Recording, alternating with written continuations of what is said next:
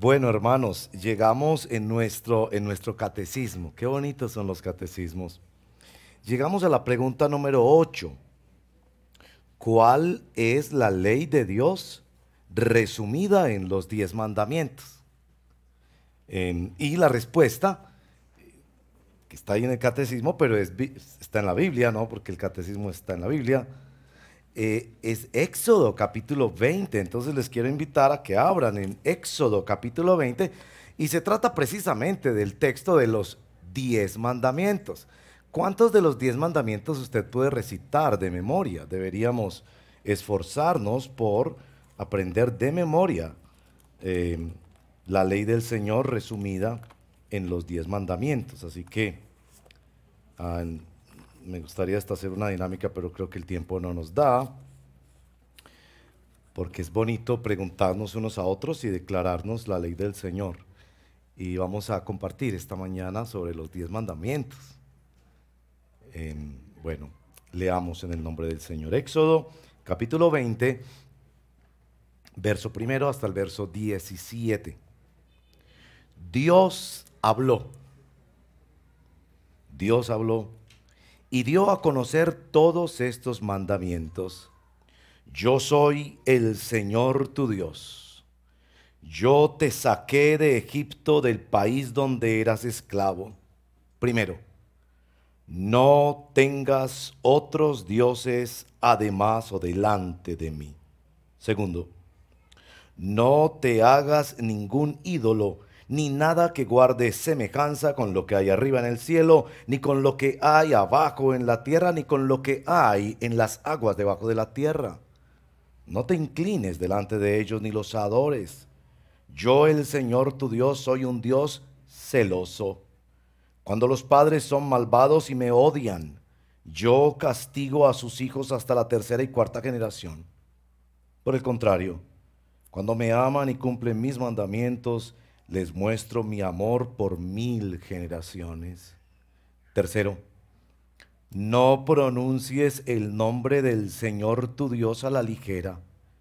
Yo, el Señor, no tendré por inocente a quien se atreva a pronunciar mi nombre a la ligera. Cuarto, acuérdate del sábado para consagrarlo. Trabaja 6 días y haz en ellos todo lo que tengas que hacer. Pero el día séptimo será un día de reposo para honrar al Señor tu Dios. No hagas en ese día ningún trabajo, ni tampoco tu hijo, ni tu hija, ni tu esclavo, ni tu esclava, ni tus animales, ni tampoco los extranjeros que vivan en tus ciudades. Acuérdate de que en 6 días hizo el Señor los cielos y la tierra, el mar y todo lo que hay en ellos, y que descansó el séptimo día. Por eso el Señor bendijo y consagró el día de reposo. Quinto, honra a tu padre y a tu madre para que disfrutes de una larga vida en la tierra que te da el Señor tu Dios. Sexto, no mates. Séptimo, no cometas adulterio. Octavo, no robes. Noveno, no des falso testimonio en contra de tu prójimo. Y décimo, no codicies. No codicies la casa de tu prójimo, no codicies su esposa, ni su esclavo, ni su esclava, ni su buey, ni su burro, ni nada que le pertenezca. Hermanos y hermanas, esta es la palabra del Señor, la ley del Señor. Oremos. Señor, nosotros acudimos a ti en este día, reconociendo que nosotros tenemos esta tendencia tan autodestructiva a pensar que el problema está fuera de nosotros, que los malos son los demás. Y necesitamos tu palabra, tu ley. Y te pedimos que sea por la gracia del Espíritu Santo, que ella venga a nuestro corazón para sacudirnos y no dejarnos esconder en ningún rincón de falsa esperanza o de sentimiento religioso que nos aleje de la luz gloriosa de Jesús nuestro Redentor. Que por el contrario la espada del Espíritu nos arrincone de manera que solo podamos refugiarnos en Jesús, nuestro amado Señor y Salvador. Te lo pedimos en el nombre de Jesús. Amén. Bueno, algunas veces la introducción de una prédica no trae la mención de una película o una historia o nada por el estilo, sino que a veces una buena introducción, me parecía a mí pues, es decirles por qué es importante este tema. Entonces, les voy a decir en la introducción por qué es tan importante para un cristiano y para todo el mundo realmente pensar y preguntarse y meditar profundamente cuál es la relación que hay entre la ley y el evangelio. Miren que yo veo dos cosas pues que son como que hacen muy importante este tema. Primero, te ayuda a determinar el estado de tu alma, si tú eres realmente hijo de Dios o no. Es la ley la que te permite saber si estás para partir a una eternidad con Cristo, a disfrutar de Él y con Él para siempre, o si estás todavía en tus pecados, en condenación. Si una persona está en Cristo, el Espíritu Santo va creciendo en él un anhelo por ser mejor seguidor de Jesús. El Espíritu Santo lo cela, proveyéndole un desesperado deseo de santidad, que aunque no cumpla la ley a cabalidad, la quiere conocer y la quiere amar. Esto es el temor de Dios que atrae. Si tú, por el contrario, no estás en Cristo, no conoces el evangelio de salvación en Él, podrás también saber cómo clamar a Dios pidiéndole que te conceda el arrepentimiento para la vida. Podrás conocer el estado de tu alma y no seguir siendo como esa persona que se sabía muy feo y esquivaba el verse en un espejo. Pero no solo para determinar el estado de tu alma, yo creo en segundo lugar que es muy importante este tema para que tú sepas si estás en el lugar correcto o estás en el lugar equivocado. Este asunto de relacionar el evangelio con la ley es determinante para saber si estás en una iglesia saludable y bajo maestros bíblicos que son responsables y acertados en el trazar de la escritura, de la palabra de Dios. De hecho, es la relación entre ley y evangelio lo que marca las grandes diferencias que nosotros tenemos con la iglesia católica, con la iglesia adventista, con los pentecostales unidos, con los agnósticos y con muchos grupos o posturas religiosas y aún antirreligiosas. Este tema es tan crucial que si tú logras meditar entre la relación de la ley y el evangelio, podrás descubrir que quizás estás siendo guiado hacia un legalismo, hacia una forma de religión de buenas obras, de trueque religioso, en el que tú obedeces una cantidad de normas, a veces dadas por el pastor o por una iglesia, una tradición, para ganarte el favor de Dios. O que quizás también estás siendo guiado a esa forma de antinomianismo. Antinomianismo son esas posturas religiosas que son espiritualidad sin ética. Esas búsquedas religiosas donde no hay normas morales, donde solo se trata de la persona de Jesús, el amor y la gracia. Donde se hace una religión a la carta y cada persona define a su Dios, escoge su religión y escoge sus normas. Eso está pasando en un movimiento a nivel mundial que se ha dado por llamar el deconstruccionismo religioso. El deconstruccionismo religioso está siendo abrazado por muchísimas personas que alguna vez estuvieron en la iglesia pero la abandonaron, o fueron levantados en familias cristianas, pero ahora piensan que deben buscar una espiritualidad donde no haya leyes, donde no haya normas. Son esas personas que piensan con expresiones como eso está bien para ti. Usted se encuentra con un amigo de estos que alguna vez estuvo en la iglesia y le dice, oye, pero la Biblia dice que hay un juicio post-mortem. Es decir, después de la muerte habrás de enfrentarte a un juicio con Dios. Y Él te dice con una sonrisa en la cara, eso me parece muy bien, que es bueno para ti, pero para mí no, yo no siento que es así. Apoyados en esa forma de sentimentalismo posmoderno, estas personas están huyendo del legalismo de algunas iglesias para caer en el antinomianismo, el deconstruccionismo religioso, buscando espiritualidad sin ley. Escuchen estas dos frases. La primera de un famoso puritano, Samuel Bolton. Cuando usted ve los hombres heridos por la ley, es el momento de derramar el aceite sanador del evangelio.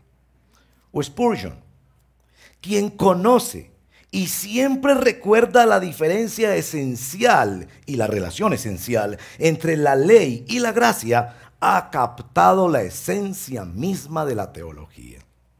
Bueno, ¿qué vamos a hacer con nuestro texto de hoy? 4 observaciones sobre la ley, 3 respuestas a nuestra pregunta, ¿por qué necesitamos obedecer la ley de Dios? 2 aplicaciones que les va a interesar mucho, porque una es sobre política electoral y la otra sobre crianza de niños, y un llamado a todos nosotros. Primero, 4 observaciones sobre los 10 mandamientos. Los 10 mandamientos son un resumen de la ley de Dios, que se amplifica en todas las sagradas escrituras. Miren, por ejemplo, este caso que me parece maravilloso en el libro de Levítico. Una extensión y comprensión más profunda del mandamiento no matar. Dice que si usted ve que un ciego va a caer en un hoyo y usted no hace algo para protegerlo, usted es culpable de incumplir el mandamiento de no matar. Evidentemente, los 10 mandamientos son una síntesis que se amplifica en toda la palabra del Señor. 4 observaciones sobre los 10 mandamientos. Primera, su contexto. Se dan cuenta en los versos 1 y 2 que se nos dice que Dios habla, que Dios se comunica y que Dios libera de la esclavitud de Egipto, un tema bastante simbólico y narrativo en las escrituras para hablar de ser liberados de la esclavitud misma del pecado. Así nos lee ese texto, por ejemplo, el libro de Hebreos. Y que Dios hace esa liberación antes de darnos la ley. A mí me parece es una cosa tan maravillosa. Esto es, que Dios no les mandó las leyes del Pentateuco al pueblo hebreo en Egipto y les dijo, ahí les mando pues la ley. Si ustedes la obedecen, dentro de un mes vengo a ver si ustedes sí merecen ser liberados. No. Siendo esclavos, aún en contra de su propia voluntad, sin entender ellos mucho lo que estaba pasando, sencillamente Dios los liberó con brazo extendido y poder glorioso. Y después, ya cuando los había liberado, les enseñó a ser hijos después de que los adoptó. Ese contexto me parece tan importante, que primero Dios los sacó del corazón de Egipto, para que después, con la ley, sacara a Egipto del corazón de ellos. La segunda característica de estos 10 mandamientos es que son un resumen, como les decía. Nuestro Señor dijo que toda la ley depende de estas 2 esenciales dinámicas y mandamientos: amar a Dios y amar al prójimo. Y usted puede ver los 10 mandamientos, los primeros 4 con relación a Dios. Ese es el vertical de esta espiritualidad del evangelio. Y los otros 6 mandamientos son en nuestras relaciones horizontales, empezando con la relación con nuestros padres. Tercera característica, el movimiento climático de los 10 mandamientos. A mí eso en particular me edifica mucho, aunque les digo que me clava un puñal en el corazón cada vez que medito en esto. Se dan cuenta que empieza describiendo a Dios y en el verso 17 nos ordena el 10º mandamiento. Esto es, no codiciar. De todos los mandamientos, el no codiciar es el único mandamiento que no puede ser verificado por alguien diferente a Dios y al individuo. Es un mandamiento contra la lujuria, contra la vanidad, contra la envidia. Eso que usted piensa que la envidia es mejor despertarla que sentirla.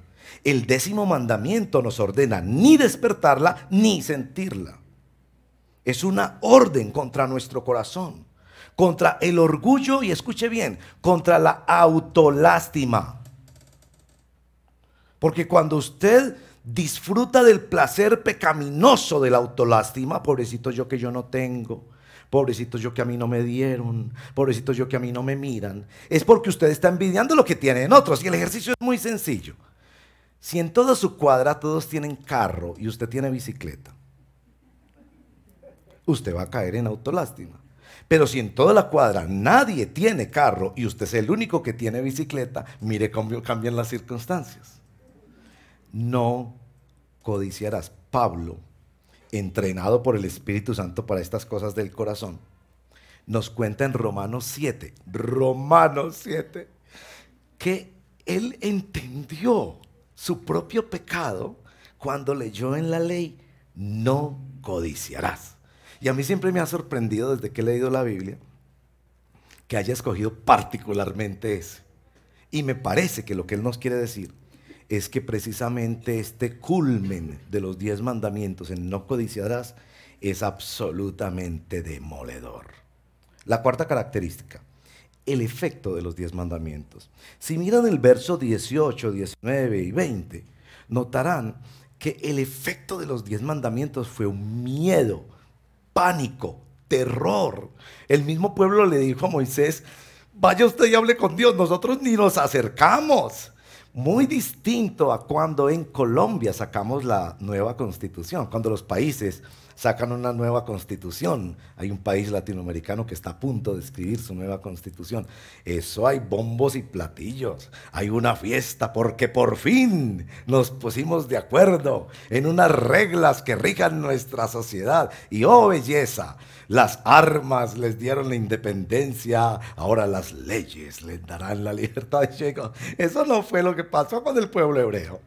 Cuando el pueblo hebreo recibió la ley, recibió un profundo temor. Ayer nos decía el pastor Efraín en su enseñanza en una boda preciosa que celebramos y acompañamos en bendición en el día de ayer, que el temor de Dios es el único temor que echa fuera los otros temores.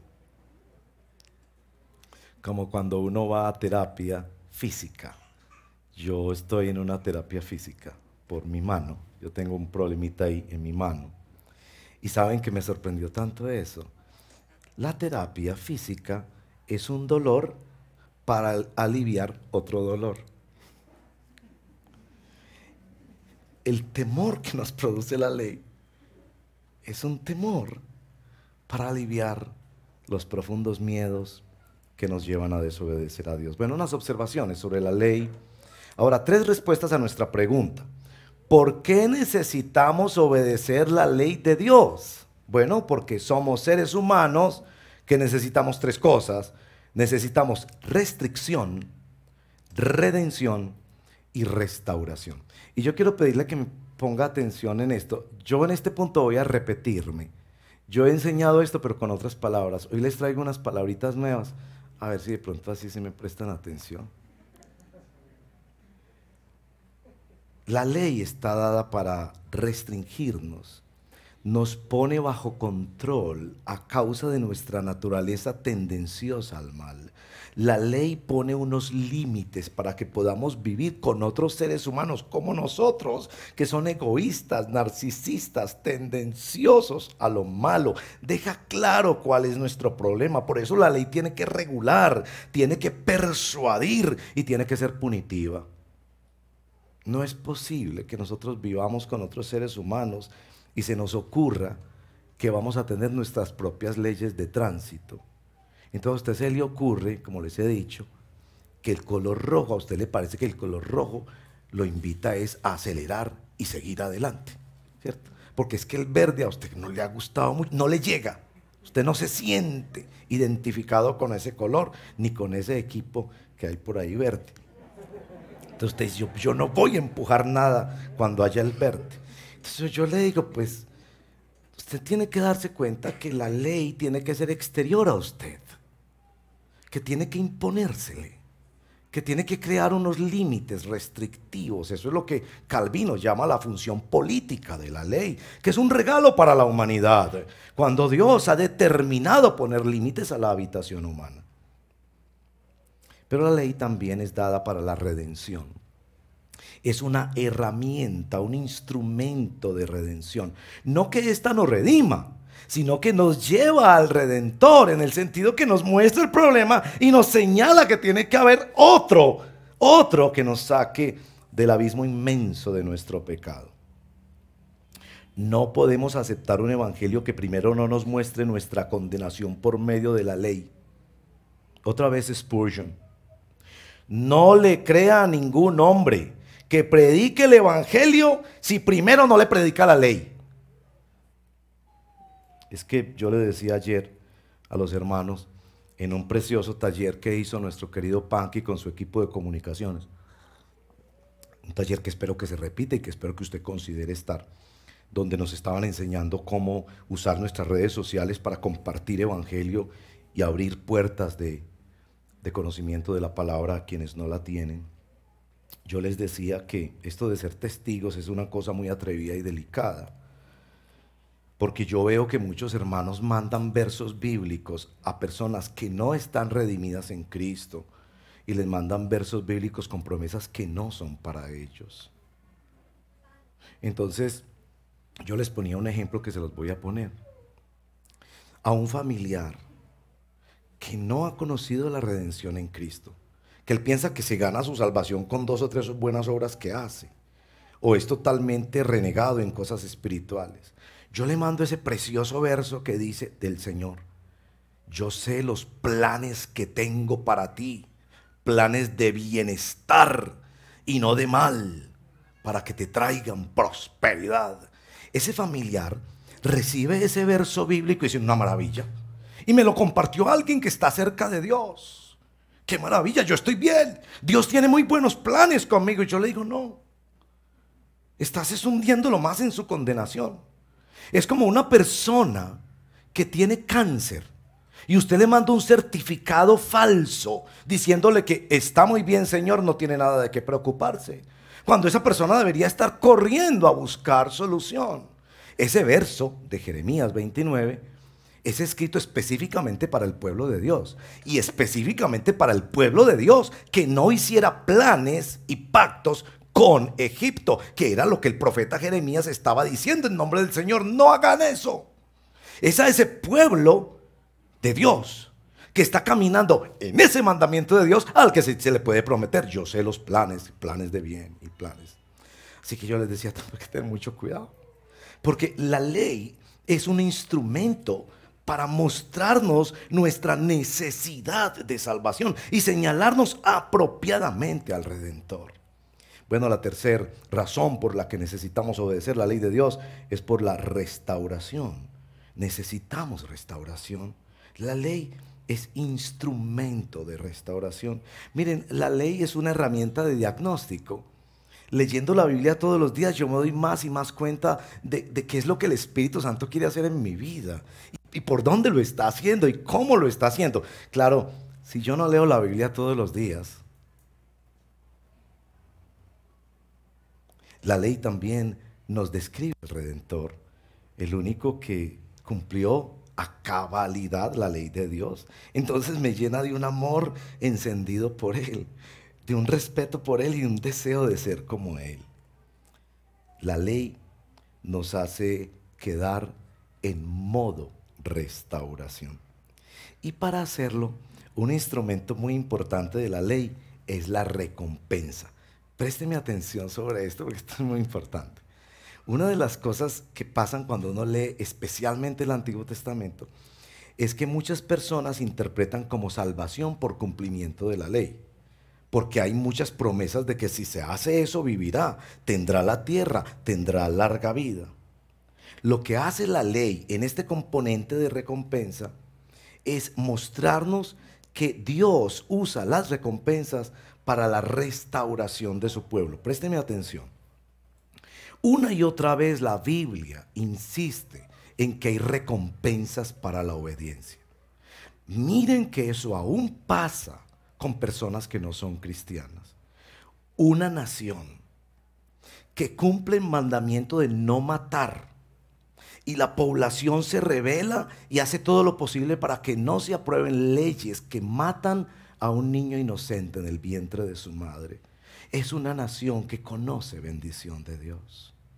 Por el contrario, una nación que aprueba leyes y piensa que cada cual es dueño de su cuerpo y aprueba leyes que permiten, facilitan e impulsan el que se mate niños en el vientre de su madre, es una nación que recibe el castigo de Dios.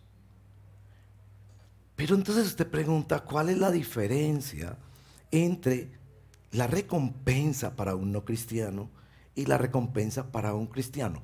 Présteme atención porque esto es muy importante. Hay dos diferencias. La primera es que Dios a su pueblo le promete las recompensas. A los que no son de su pueblo, Dios muchas veces se las da, pero no se las promete, no se las garantiza. Al pueblo de Dios Él le garantiza que le dará recompensas. A ellos en el futuro y a sus hijos. ¿Notaron en el texto? Castiga a los padres hasta la tercera y cuarta generación cuando lo desobedecen, pero a los que le obedecen hasta 1000 generaciones. Pero esa es promesa para el pueblo de Dios. Y la segunda diferencia es que al pueblo de Dios le promete bendiciones temporales y eternas. Temporales y eternas. Ahora, ellos no están haciendo eso para ganar nada porque ya han sido liberados, ya son hijos de Dios. Pero sin duda a través de las recompensas Dios está moldeándolos para que vean que vale la pena obedecer a Dios. Aun cuando inmediatamente te echen del empleo porque no vas a participar en ese fraude, aunque inmediatamente pierdas esa amistad, a sus hijos Dios les promete que verán en esta tierra la bendición de Dios. Eso no se lo promete a los que no son cristianos. La función restauradora de la ley, de ser instrumento del Espíritu Santo, puesto en las manos de la iglesia, para que el creyente se cultive en parecerse a Jesús. Por eso, el Salmo 119, el salmo más largo de la Biblia, está diseñado para que digamos, quizás no lo vamos a decir la primera semana, ni el primer mes, ni el primer año, pero para que digamos con el correr del tiempo, cuánto amo yo tu ley. Es ella todo el día mi meditación. Qué desafío, ¿no? Para nosotros, que nos cuesta ver el devocional en casa, que es 25 minutos. Siquiera 1 o 2 veces por semana. Bueno, en tercer lugar, 2 aplicaciones. Les va a interesar esta aplicación. La situación actual de nuestra política electoral. A mí me gusta mucho hablar de política. No esperen que vamos a usar este púlpito para promover una candidatura. Pero me parece que los cristianos somos ciudadanos del reino de Dios con doble ciudadanía en Colombia y debemos participar en política. Aclaro que la única participación política no es la política electoral, hay otras formas de participación. ¿Por qué? Porque nos interesa el bienestar de esta ciudad, porque no podemos ser indiferentes, hemos de pensar con cuidado, con juicio, con mucha meditación en la palabra de Dios y proceder a votar por los diferentes partidos y candidatos de la elección de cada uno de nosotros. Inclusive deberíamos practicar más esto del voto secreto, en el sentido de no interferir y maltratar de pronto las opiniones de otros que se sienten a veces muy apasionados con sus opiniones en este campo. Pero lo que quiero hacerles notar es lo siguiente. ¿Se han dado cuenta que el discurso político, aunque a veces suena interesante y obviamente de personas que han recibido educación, generalmente dan la impresión de que los malos son los demás? Los de la izquierda acusan a los de la derecha de politiquería, violencia y corrupción. La impresión que dan es que el problema es de los demás. Lo que necesita Colombia es que me escojan a mí y que quiten a los otros, que eso es cierto. Los de la derecha acusan a los de la izquierda. Los de la izquierda acusan a los de la derecha de politiquería, violencia y corrupción. Ahora enseguida, el argumento que dan para que no escojan al otro es porque hace 30 años o hace 20 años participaron en politiquería, violencia y corrupción. Y los unos del centro, de la derecha y de la izquierda se acusan los unos a los otros. Miren lo que yo les quiero decir. El Evangelio, cuando nos es presentado desde la ley, desde la mismísima palabra y decisión y orden de Dios, nos muestra que el problema no está en unos, hay unos corruptos, pero no, es que todos somos corruptos. En Colombia el problema de la violencia, la politiquería y la corrupción no es de unos pocos, es de todos, mis amigos. Pero estos señores políticos nos hacen pensar que ellos descubrieron quién es el que tiene el problema y no son ellos. El Evangelio dice, todos han pecado, todos están destituidos de la gloria de Dios, todos se desviaron, todos se hicieron inútiles a sí mismos aún para ver la gracia del Evangelio. Es decir, todos somos pecadores. Pero se dan cuenta que también los políticos dan la impresión de que el otro político que hace 20 años estuvo metido en violencia, politiquería o corrupción, por haber estado metido hace 20 o 30 años en estas cosas, ya no hay esperanza con él. Ya no es redimible. Y el Evangelio nos dice que tan oscuros sean tus pecados, si vienes al Señor Jesucristo serán blancos y limpiados como la nieve. Uno quisiera que los políticos colombianos conocieran el Evangelio. El Evangelio que nos pone a todos por igual humillados como pecadores.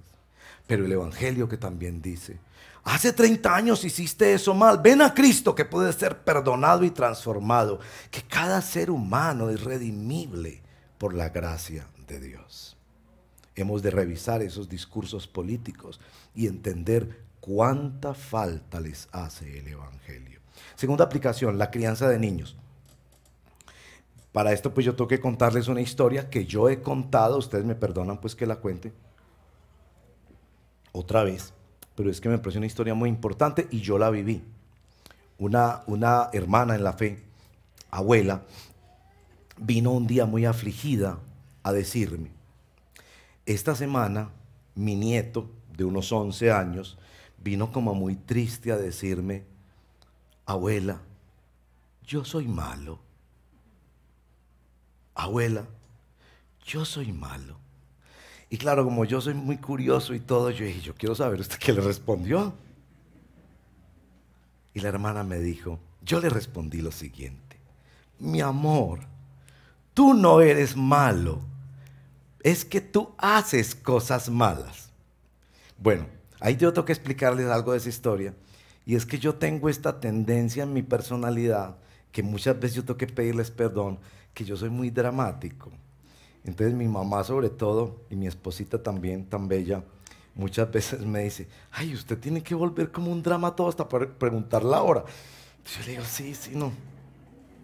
Pero entonces cuando la hermana me dijo lo que le respondió al nieto, no, mi amor, tú no eres malo, es que tú haces cosas malas. Yo muy dramáticamente le dije, no, ¿cómo se te ocurre decirle eso? Y esta pobre hermana casi se asustó, y pastor, ¿qué pasó? ¿Cómo le dices eso? Le dije yo, perdiste la oportunidad de mostrarle a ese niño el Evangelio. Ay, pastor, entonces, ¿qué debía haberle dicho? Con mucho gusto le informo, hermana. Usted debió haberle dicho, sí, eres malo, como yo. Somos de una raza caída. El problema no está en la sociedad ni en la ley, el problema está en nosotros. Lo que hace la ley es mostrarnos el pecado visceral de nuestra existencia, que nos sale desde adentro. Los chiquiticos de 1 año se les ve la rebeldía, la resistencia a obedecer, el orgullo, la pedantería, el narcisismo. Estamos enfermos hasta los huesos. Tú tendrías que decirle eso. Y la hermana me mira, claro, pues con todo este drama, la hermana me mira y me decía, ay sí, pastor, eso tienes tarea esta semana, mi hermana. Cada niño necesita saber que hay algo malo dentro de nosotros, que somos una raza contagiada desde la misma concepción de un virus mortal para el que no hay cura ni vacuna, ni esfuerzo humano que valga. Pero cada niño necesita saber que somos redimibles, que el mismo Dios que nos creó un plan perfecto y maravilloso, no por nuestro mérito o bondad, para traernos de nuevo a Él y ser restaurados en Él. Todo niño debe saber que Dios se ha comunicado con nosotros en la naturaleza, en la conciencia, pero sobre todo en la historia de Israel y en Jesús de Nazaret revelado en la Biblia. Todo niño debe saber que nuestro acceso al plan de redención no se da por la vía de una religión institucionalizada, ni de un rito, ni de una promesa bien intencionada, que esto se da solo por la vía del arrepentimiento y la fe, que son dones de Dios, que Dios dispone cuando y como Él quiere, aquellas personas que vemos que vienen clamando por ayuda delante de Él. Necesitamos permanentemente ser expuestos a la ley de Dios. Memorizar los mandamientos es tan importante, más importante que memorizar las tablas de multiplicar. Ahora un llamado, hermanos, yo los invito que aprendamos como personas y como iglesia a vivir en modo restauración. Y no tengo otro ejemplo. Todos los ejemplos de las analogías son limitadas y hay que cuidarse de no exagerarlas. Pero el ejemplo que yo les tengo es el de un adicto en un proceso de rehabilitación. Los adictos que en medio de una adicción a las drogas, al alcohol, al juego, en esa cosa tan nefasta que hemos dejado que pulule en esta ciudad como los casinos. Cuando ya rendidos y humillados la familia y a veces habiendo acabado con todo el patrimonio familiar, reconocen, buscan ayuda. Ellos mismos siguen diciendo que son personas que están luchando, tal vez en el mejor de los casos, para decirlo así, con esta adicción y se declaran personas en proceso de rehabilitación. Más o menos eso es lo que yo les quiero decir. Modo restauración. Yo creo, hermanos y hermanas, que hay mucho orgullo en nosotros y que nosotros pensamos que este modo restauración lo necesitan otros, que han hecho pecados muy grandes. Es que ellos mataron. Y ellos fueron de una banda y usaban drogas. Esos sí necesitan un proceso de restauración. Pero yo no, yo he sido un niño bueno. No. Todos somos adictos al pecado en proceso de restauración. De hecho, yo creo que la iglesia debe ser llamada la comunidad de los adictos al pecado, en un plan divino, un plan de Dios que llamamos la santificación por el Espíritu, en un programa de rehabilitación. Es mejor la palabra restauración. Ahora, ¿qué es lo central allí? La obra del Espíritu Santo. Déjenme leerle una frase que me edificó mucho de Jerry Bridges, un famoso escritor de enseñanza de la palabra de Dios, en su libro En búsqueda de la santidad. Él nos cuenta: cuando yo era un joven cristiano, yo tenía la idea de que todo lo que yo tendría que hacer para vivir una vida santa era encontrar lo que decía la Biblia, lo que Dios quería, y entonces hacerlo. Los cristianos con algo de madurez se ríen ante esta suposición ingenua. Yo veo a muchos jóvenes cristianos, dice aquí Jerry Bridges, comenzando su vida cristiana con ese aire de autoconfianza. Pero, nos cuenta este autor, nosotros tenemos que aprender que necesitamos y estamos en una dependencia continua y permanente del empoderamiento del Espíritu Santo, si algún día vamos a obtener algún grado de santidad. Entonces hemos de mirar al Espíritu y lo que hace el Espíritu, que revela nuestro pecado, que nos muestra nuestro deseo y que nos guía a un nuevo deseo por santidad y que nos da fuerza para responder a Él en obediencia. Dos herramientas del Espíritu. La espada. Bueno, la espada del Espíritu es la misma ley de Dios, la palabra de Dios, porque en sentido genérico toda la Biblia es mandamiento de Dios para nosotros, todo el consejo de Dios. Esta espada tiene doble filo, nos protege, pero también nos acosa y nos arrincona para que busquemos a nuestro Señor. Otro recurso que usa mucho el Espíritu con su espada, la iglesia. Miren esto, yo apenas entendí esto ayer. Estábamos en la boda leyendo Efesios 5, es tan lindo leer la palabra del Señor. Y yo he leído eso toda la vida, mucho tiempo, porque desde niño mis mayores me enseñaron Efesios 5. Pero ahí nos deja ver una cosa que llama Pablo el misterio de la relación con Cristo y de Cristo con la iglesia. Entonces el Señor me llevó a meditar en esto.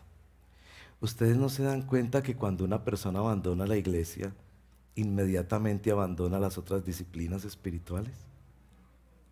¿Y ustedes no se dan cuenta que cuando una persona se adhiere a la iglesia, inmediatamente incrementa su participación en disciplinas espirituales? Ahora, yo no digo solo el domingo, pero vienes los miércoles para participar en la Santa Comunión, escuchas los devocionales, participas en las oraciones matutinas que se hacen, te unes a un grupo de discipulado, compartes con los hermanos, desarrollas comunión y amistad con la iglesia. Inmediatamente se hace más fácil.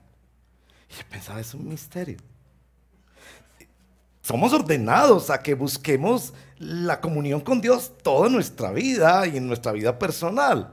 Pero qué tan interesante eso.